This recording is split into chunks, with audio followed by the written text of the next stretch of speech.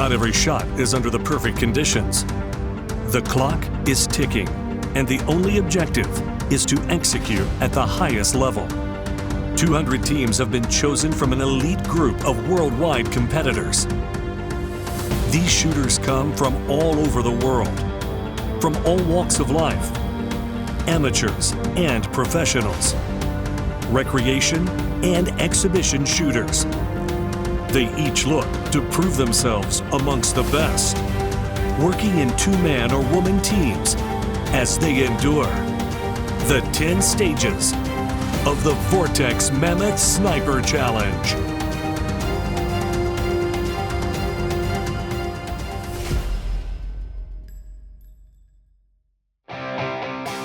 Hello everybody and welcome back to Mammoth TV, and today we're kicking off the competition in epic fashion with lovely cold and rainy conditions. Unlike the weather yesterday when we got all the teams checked in, weapons zeroed, test some new Vortex optics, and let them say goodbye to the comfort for the next 3 days. Yeah, that's right, Tim.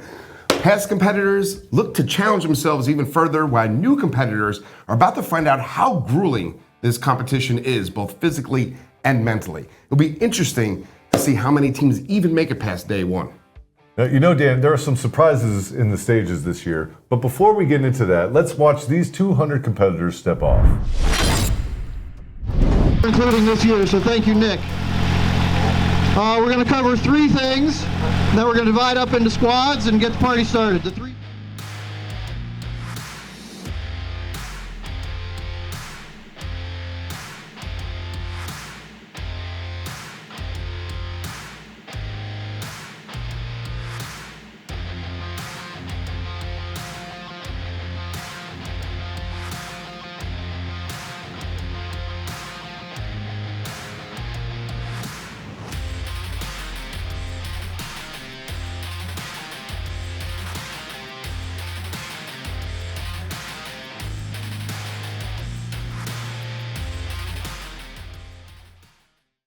What is patriotism? To many, it's being proud of the greatest nation on earth.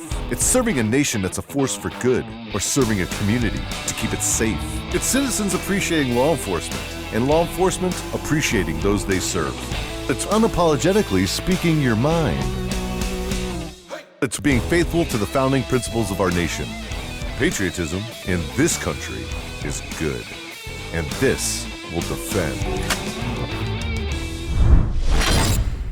You know, Tim, I feel like every year you and Chris find new and creative ways to challenge our competitors. That's right, Dan. Mr. Andrews, our match director, who is also a competitor back in the day, really knows how to truly test our shooters, how to test their teamwork, their communication, mental and physical grit, plus their shooting ability. No stage or ruck route is ever the same, so expect the unexpected this year, like our mouth stage, where no shooting is required. However, one of the most difficult that some of our teams cannot clear. Well, let's get out to the action where our own Kelsey DeSantis is out at the Mount House to cover the stage. Welcome to Stage 5, Mount Intel Site. 4 score. Each team will have 4 minutes to observe, document, and report 10 targets. Teams will begin at the base of the mount facility. At the sound of the buzzer, teams, to include all their gear and additional pack, will make their way up the stairwell and to the roof of the facility. Each target must be accurately reported and is worth 1 point, a total of maximum score of 10 points. However, to earn a point for each target shot, teams will need to report torso position, color of target, and range. In order to finish the stage, both team members must return to the starting point with all their gear and additional items. 5 seconds to the timer.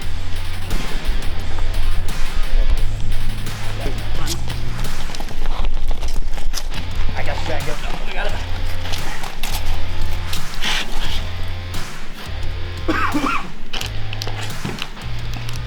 Time, gentlemen. Well done, guys. Well done.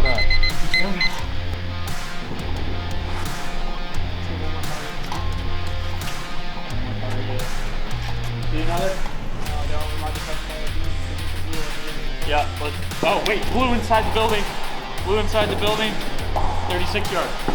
Green, right side of the building, 35 yards. Let's go. Let's go.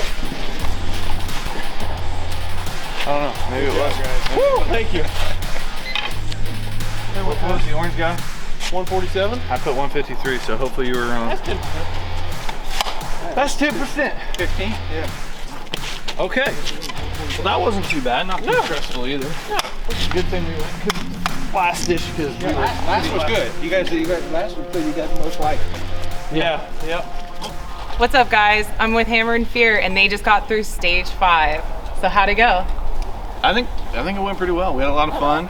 Stuck to the plan for the most part, and we could have done better, but I think we're both pretty happy with how we did. Cool. So you guys we talked about your initial strategy. You had a plan. How did that unfold when you came up and started to execute everything? It went pretty well. I mean, we kind of planned for the unknown, and we did run across that barbed wire obstacle, so that didn't shake us up too much. It would have been weird if we would have went up there and there was no obstacle. It is Mammoth. Yeah, exactly. So, you know, we made it across that. We could have went a little quicker. But then as far as, you know, we used a tripod, we used the range finding binos. He got a range on one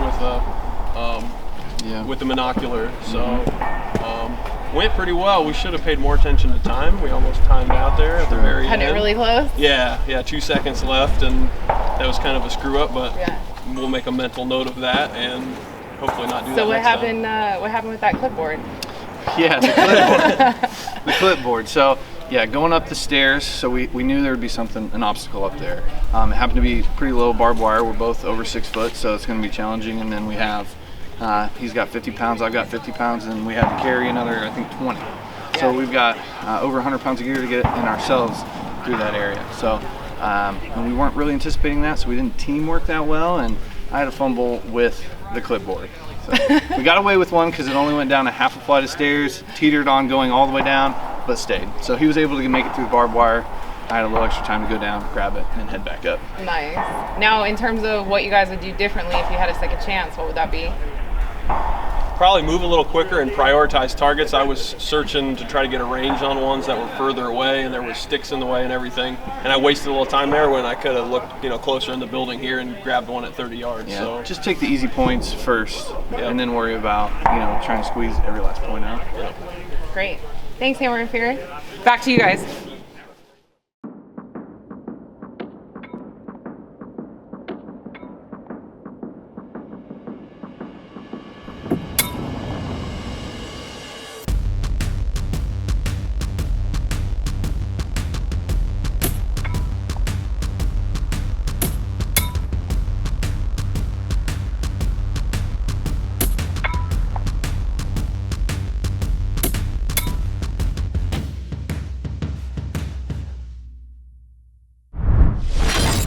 Well, there's some of the action, and we have a lot more to come.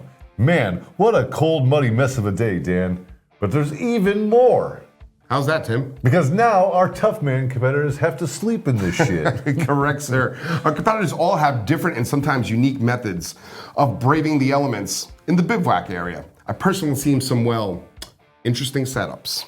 Well, you're in luck, Dan. Let's go down to Kelsey, who's right there checking out the bivouac site.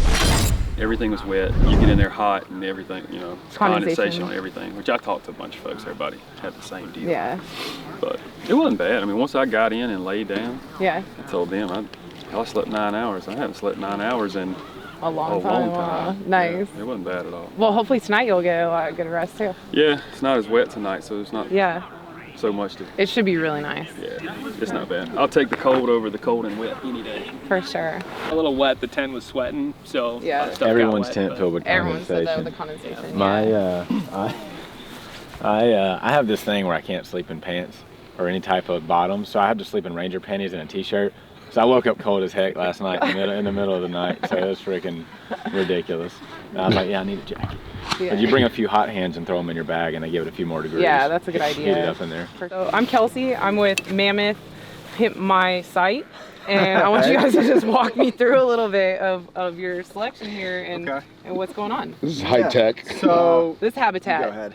So we don't have any money. Let's start there. Nice, dude. And I shot this 2 years ago where we were in the woods, so our plan was just to make a hooch with a tarp. Yeah.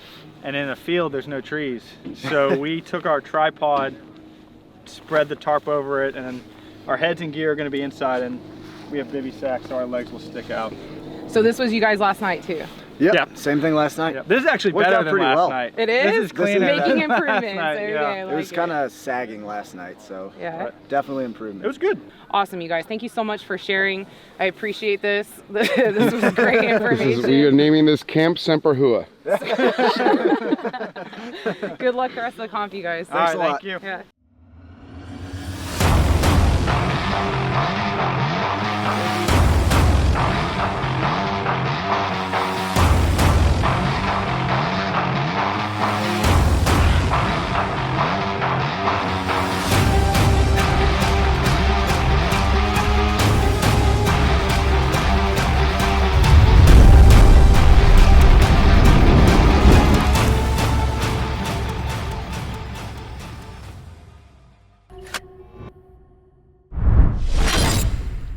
Well, there you have it, Dan. Day 1 is in the books, and we have 2 more grueling days to come. After today, out of 104 teams, we are down to 76 teams remaining. That means 28 have already dropped out. Wow, Tim, this is truly a test more than just shooting. Heck, I'd be surprised if I even made it through it.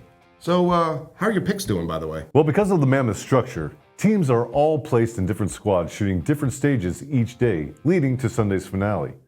So that makes it difficult to say who's in the lead after day 1. Squads head off in different directions to one of 14 ranges here in Fort Gordon, shooting 3 to 4 stages per day. Rumor has it Murphy and Hamilton have crushed day 1. Well, I've seen some of the cards, Tim, and one thing I can tell you at home is scoring is really tight. Well, there you have it, ladies and gentlemen. Be sure to check out the next episode where we cover day 2 of the Grunt Style Vortex Mammoth Sniper Challenge. Good night. Yeah.